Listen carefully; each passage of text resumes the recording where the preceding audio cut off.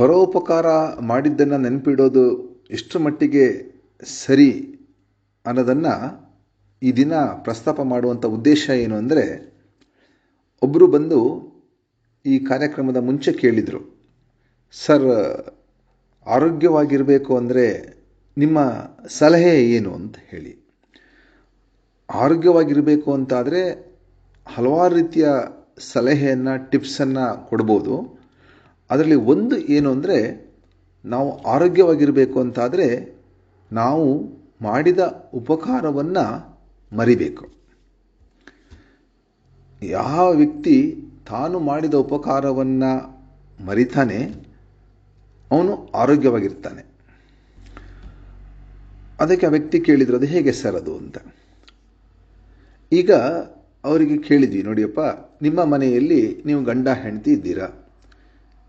ಈ ನಿಮ್ಮ ಮನೆಯ ಆಜುಬಾಜಿನಲ್ಲಿ ಯಾರೋ ಕಷ್ಟದಲ್ಲಿದ್ದಾರೆ ಅಂತ ಹೇಳ್ಕೊಂಡು ಹತ್ತಿರದಲ್ಲಿ ಯಾರೋ ಊರಲ್ಲಿ ಇದ್ದಾರೆ.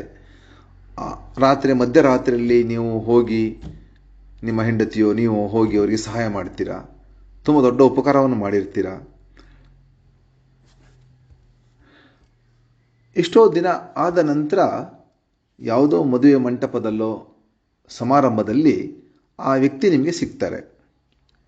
ನೀವು ಗಂಡ ಹೆಂಡತಿ ಚೆಂದ ಮಾಡಿ ರೇಷ್ಮೆ ಸೀರೆ ಉಟ್ಟು, ಮುಖಕ್ಕೆಲ್ಲ ಮೇಕಪ್ ಮಾಡಿ, ಚಿನ್ನಾಭರಣ ಹಾಕ್ಕೊಂಡು, ಅಲಂಕಾರ ಮಾಡಿಕೊಂಡು, ಪ್ಯಾಂಟು ಶರ್ಟ್ ಹಾಕಿ, ಟೈ ಕಟ್ಕೊಂಡು ಖುಷಿಯಲ್ಲಿ ಮದುವೆ ಮನೆಗೆ ಹೋಗಿರ್ತೀರ. ಆ ವ್ಯಕ್ತಿ ನಿಮಗೆ ಎದುರುಗಡೆ ಸಿಕ್ಕಿದಾಗ ಆ ವ್ಯಕ್ತಿ ನೋಡಿದ್ರೂ ನೋಡದಾಗೆ ಹೋಗಿಬಿಡ್ತಾನೆ ಅಂತ ಅಂದುಕೊಳ್ಳಿ. ನಿಮಗೆ ಆಶ್ಚರ್ಯ ಆಗುತ್ತೆ, ಏನಪ್ಪ ಇದು, ಇಷ್ಟೆಲ್ಲ ಉಪಕಾರ ಮಾಡಿದ ವ್ಯಕ್ತಿ ಹೀಗೆ ಮುಖ ತಿರ್ಸ್ಕೊಂಡು ಹೋಗಿಬಿಟ್ನಲ್ಲ ಅಂಥೇಳಿ ಆಶ್ಚರ್ಯದ ಜೊತೆಗೆ ಭ್ರಮ ನಿರಸನ ಕೂಡ ಆಗುತ್ತೆ, ಸಂಕಟ ಆಗುತ್ತೆ, ನೋವಾಗುತ್ತೆ, ಹಿಂಸೆ ಆಗುತ್ತೆ. ಮದುವೆ ಮನೆಗೆ ಬಂದ ಸಂತೋಷ ಎಲ್ಲ ಹೊರಟೋಗುತ್ತೆ, ಮಾಡಿದ ಅಲಂಕಾರ ಎಲ್ಲ ಹೋಗುತ್ತೆ, ಮಾಡಿದ ಮೇಕಪ್ ಕರಗಿ ಹೋಗುತ್ತೆ. ನೆಂಟರಿಷ್ಟು ಬಂದು ಮಾತಾಡಿದರೂ ಮಾತಾಡೋ ಮೂಡಿಲ್ಲ, ಕೂತ್ರೆ ಕೂರ್ಲಿಕ್ಕಾಗಲ್ಲ, ನಿಂತರೆ ನಿಲ್ಲಕ್ಕಾಗೋದಿಲ್ಲ, ಊಟಕ್ಕೆ ಕೂತ್ರೆ ಊಟ ಸೇರೋದಿಲ್ಲ. ಎಲ್ಲ ಆಗಿ ಮನೆಗೆ ಬರ್ತೀರಾ, ಮನೆಗೆ ಬಂದರೆ ಕೂಡ ಸಮಾಧಾನ ಇಲ್ಲ, ಊಟ ಸೇರೋದಿಲ್ಲ, ರಾತ್ರಿ ಮಲಗಿದರೆ ನಿದ್ದೆ ಬರೋದಿಲ್ಲ.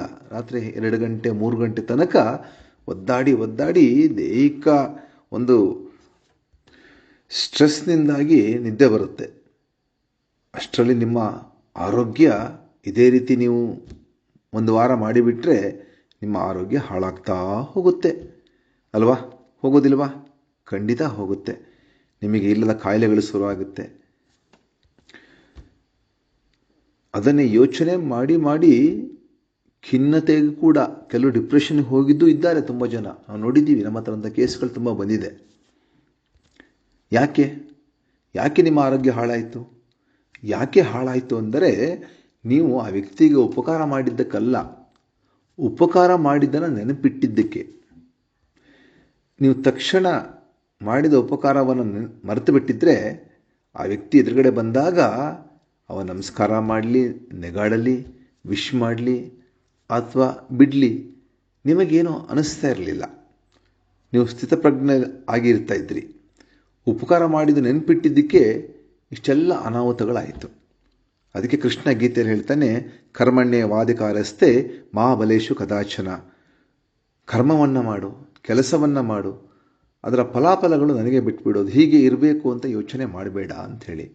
ಹಾಗಾಗಿ ಇವತ್ತು ನಾವು ಆರೋಗ್ಯದಿಂದ ಇರಬೇಕು ಅಂತಾದರೆ ಹಲವಾರು ಟಿಪ್ಸ್ ಇದೆ. ಅದರಲ್ಲಿ ಒಂದು ಟಿಪ್ಸ್ ಏನು ಅಂದರೆ, ಯಾರಿಗಾದರೂ ನಾವು ಉಪಕಾರ ಮಾಡಿದರೆ ಅದನ್ನು ತಕ್ಷಣ ಮರೆತು ಬಿಡಬೇಕು. ಬೇರೆ ಯಾರಾದರೂ ನಮಗೆ ಉಪಕಾರ ಮಾಡಿದರೆ ಅದನ್ನು ಸದಾ ಸ್ಮರಣೆಯಲ್ಲಿಟ್ಕೊಂಡು ನೆನೆಸ್ತಾ ಇರಬೇಕು.